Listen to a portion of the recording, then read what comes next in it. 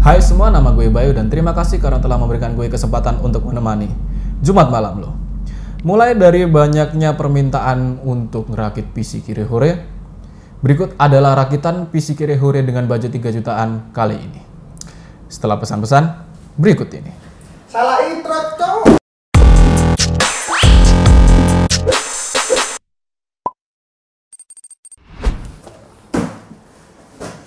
Hai, welcome back to One IT Solution. Bersama saya Bayu. Seperti biasa kita akan merakit PC yang budgetnya Kirihore nih. Jadi sobat-sobat Kirihore, ayo ngumpul. Kita akan merakit PC yang lebih murah dari Kirihore sebelumnya. Kita kali ini hanya murahan budget 3 juta yang sudah ada VGA-nya. Sebelumnya mau minta maaf ya, tadi intronya salah.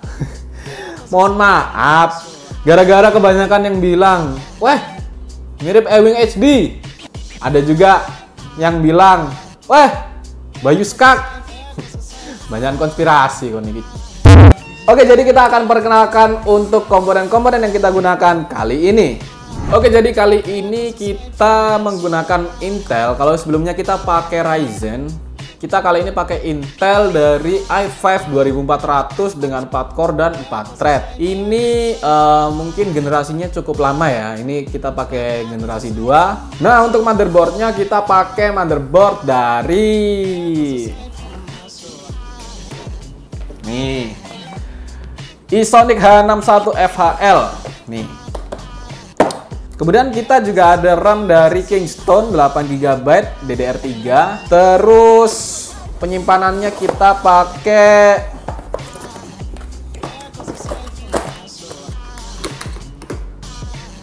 kotak ajaib. Kita pakai VC Pro. SSD VC Pro yang 128GB. Kemudian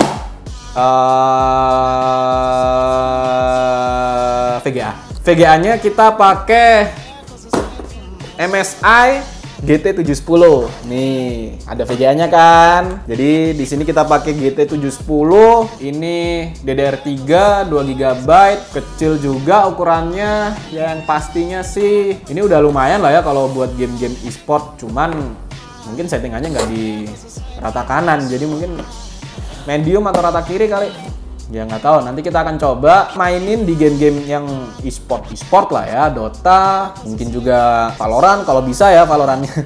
Soalnya ngopinya agak bingung. Pakai Valorant dan juga nanti ada Apex, ada nggak tahu. Ya pokoknya itu. Terus terakhir kita ada casingnya. Ini casingnya bukan casing gaming ya, ini casing basic. Casingnya itu tuh, tolong. Loh, salah bro, salah. Ini casingnya Joy Flash, ya casing standar sih ya, minimalis, kecil. Biasanya kita pakai INF 03, ini kita ganti, ya refreshing dikit lah. Kalau misalkan kalian mau ganti ke INF 03 juga nggak apa-apa, harganya nggak jauh sih. Nah ini tuh power supply-nya, kita pakai power supply bawaan. Kuat nggak? Udah dicoba, stabil, kuat. Cuman kalau kalian memang kurang yakin, ya better dinaikin karena ini bawaannya pure power 225 watt, max output power 500 watt. Ya kecil sih ya karena ini kan powernya 225. Ya nggak sih? Kalau salah tolong di komen ya. Mohon maaf kalau salah, namanya juga manusia ya. Oke, jadi ini kita akan uji coba performanya. Iya, harganya ya. Harganya di sini 2.999.000 alias 3 juta rupiah.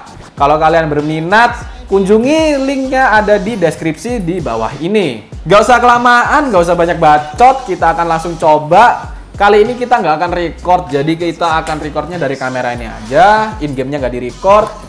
Kita nanti juga akan uji coba di Genshin Impact ya pastinya. Kemudian ya nggak tau lah, mungkin ada yang berat-berat dikit kita akan coba meskipun nggak playable. Seenggaknya kalian bisa tahu kira-kira sampai mana sih batas performanya ini. Oke? So, mari kita mulai mereview. Oh, udah mulai? Oke, jadi kita sudah ada di game Genshin Impact. Ya, kita pakai rakitan yang tadi ya, 710 VGA-nya dan hasilnya begini. Gimana ya? GT710 berjalan 100% ya, ini nggak bottleneck, ini 100%. Cuman dapatnya 24 FPS. Ini settingan lowest ya. Ini coba kuliatin dulu settingannya. Oke, custom. Enggak, jangan di custom. Lowest. Nih ya, udah lowest 30. Phishingnya off. Nih ya, phishingnya sudah di offin. Render resolution coba di 8 dulu, 0,8 dulu. Ini udah lowest semua. Dan hasilnya adalah sama aja, masih 24 fps. Ya jadi memang berat. Playable sih kalau resolusi 1080 kayaknya enggak ya. Oi, lemah. Aduh. Wah. Nggak sanggup.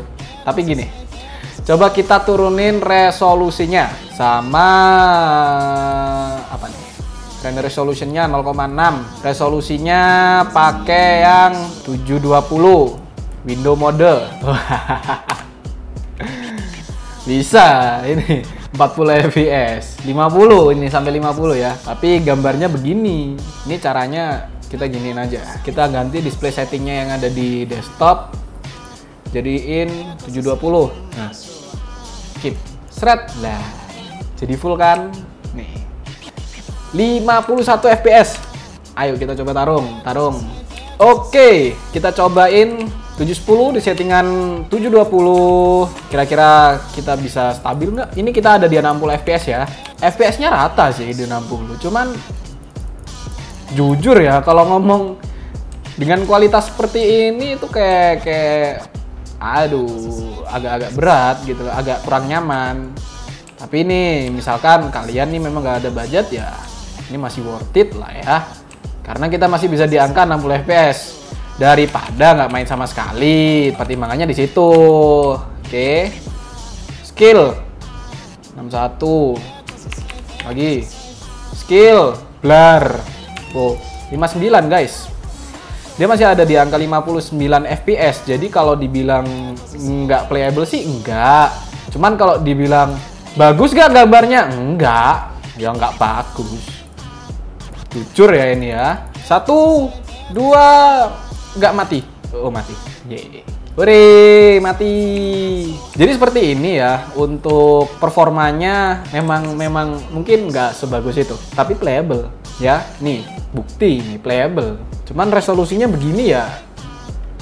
Misal nih, mumpung masih di game, kita coba. Ini kita naikin. Render resolution kita naikin ke 1.0. Turun. Dia ada penurunan 30 fps. Tapi 30 itu masih playable. Kalau buat kalian memang masih nyaman main di 30 fps, silakan. Nih ya, 30 fps masih bisa.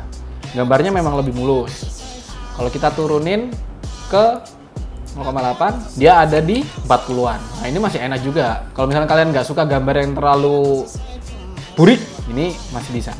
Oke, udah Genshin, kita cobain ke game berikutnya. Oke, sekarang kita sudah ada di Apex Legends. Di sini FPS-nya, wah, ya, gini ya. Cuman ada 15 FPS guys. Yes, 15 doang. Ini settingnya udah low semua ya, rata kiri. Nih, rata kiri. Kita pakai resolusinya 1280 x 720 full screen ya, full screen. Hasilnya begini. Ini coba di training aja lah ya. Ini dari kemarin juga training nyobanya. Begini guys, nembaknya guys. Aduh, susah ini emang masih berat. Oke, sekarang kalau kita turunin aspek rasionya kita turunin, jadinya dapatnya 1024 x 768. Ingat tadi di 15 fps. Oke. Kita rubah rasionya, bismillahirrahmanirrahim, naik, ada peningkatan di 23 fps. 23, yes, cuman 23 fps. Bagus enggak? Ya, jujur nih, nggak bagus-bagus amat. Ngomong playable enggak. Kalau mau maksa ya memang bisa, mau main, seenggaknya nggak nge-crash gitu loh, PC-nya nggak harus meledos gitu loh. At least kalau mau main pakai raketan ini, main Apex, ya segini. Kalau misalkan dibikin window mode nih, window paling kecil aja, nggak usah besar-besar. Wah, itu apa Ikrek? Sama aja kok. Ya memang beginilah ya, untuk rakitan 3 juta ini pakai GT 710, main Apex nggak kuat. Main Genshin tadi masih bisa. Genshin masih enak. Sekarang kita cobain Dota 2. Oke, sekarang kita sudah ada di game Dota 2. Di sini kita menggunakan settingan low ya, super low. Karena kita menggunakan render quality-nya nggak sampai 100%. Di sini kita pakai render quality 70%. dan dapat FPS-nya sekitar 70-an. Ya, 70-an. Kalau kita cobain pakai full skill, hasilnya seperti ini.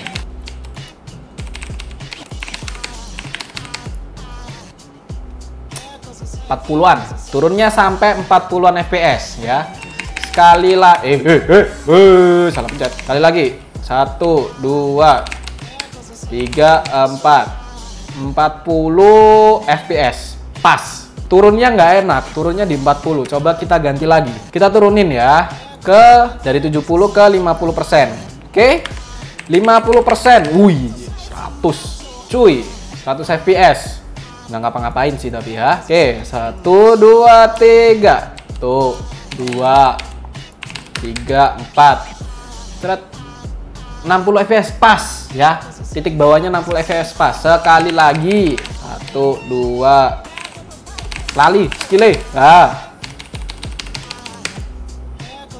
Kalau di Sunstrike ya 60 lah. Jadi nih main Dota 2 nggak usah nurunin resolusi apa nih Windows-nya, kalian masih bisa nyentuh angka 100 FPS, cuman render resolution-nya yang turun. Kalau 100% nih, kasih lihat. Jelas gambarnya, tapi dia di 60 FPS. Pas 60-an hingga 65-an. Ini nggak ngapa-ngapain ya. Kalau di full skill, udah turun, 49, 39, 30, 26. Yes.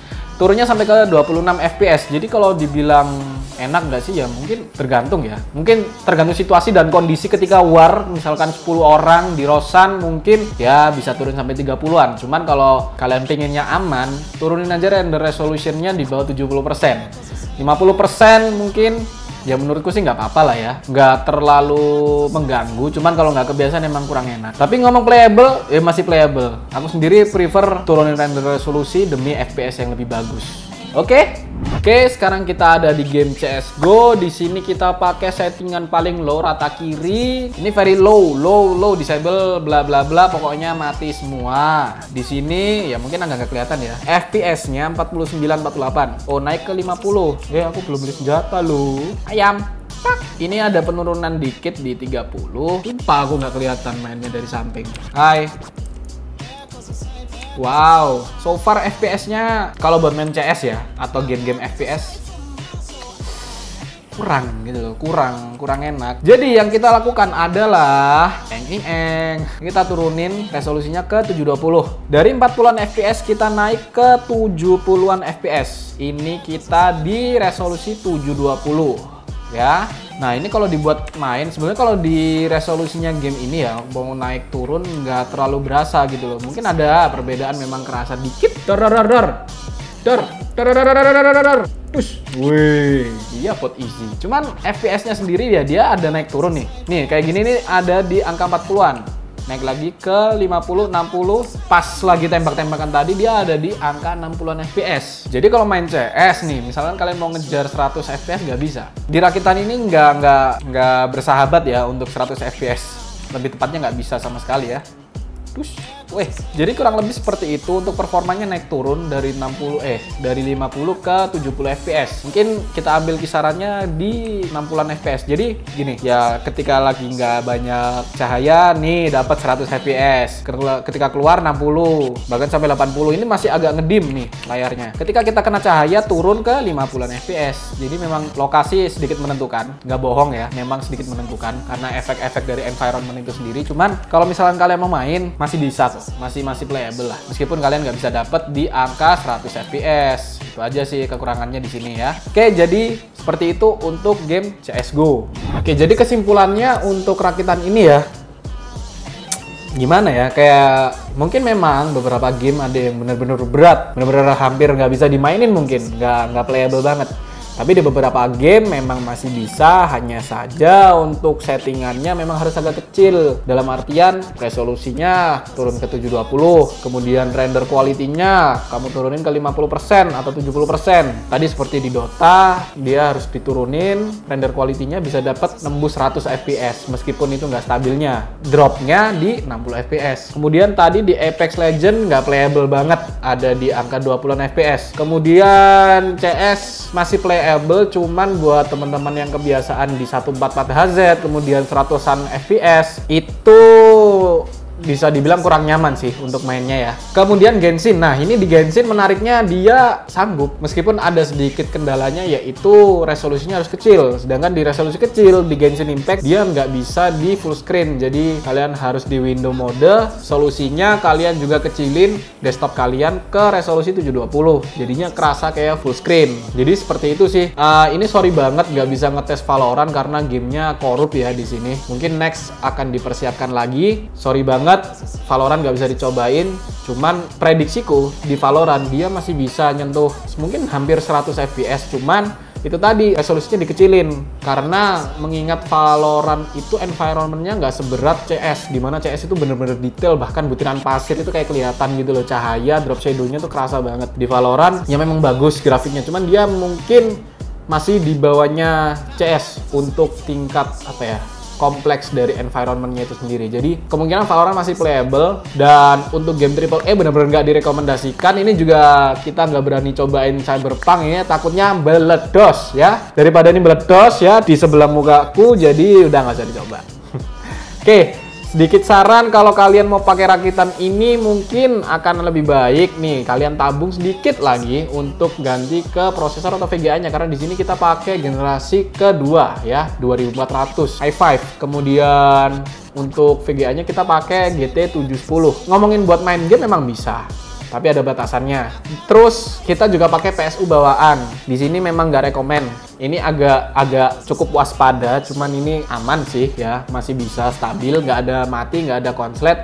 Kalau pemakaian cukup lama mungkin nggak rekomen ya, karena memang ini cuman 225 watt. Oke, jadi naikin ke 400, kalian bisa upgrade VGA-nya, dan juga kalau mau prosesornya juga oke. Kalau misalkan enggak, ya kalian nggak apa-apa. Tapi saran dari kita adalah coba lihat dulu bottleneck kalkulatornya, apakah dari prosesor i5 2400 ini support dengan VGA yang mau kamu pakai, seperti itu.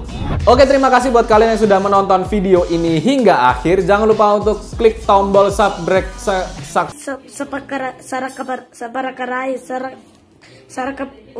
subscribe-nya, dan jangan lupa juga untuk klik tombol loncengnya supaya kalian gak ketinggalan video-video terbaru dari kami. Kalau kalian berminat untuk membeli PC ini atau mungkin akan mau mengupgrade PC, mau lihat-lihat komponen, bisa kalian tinggal kunjungi link marketplace yang ada di kolom deskripsi di bawah ini. Saya Bayu pamit undur diri, and peace out.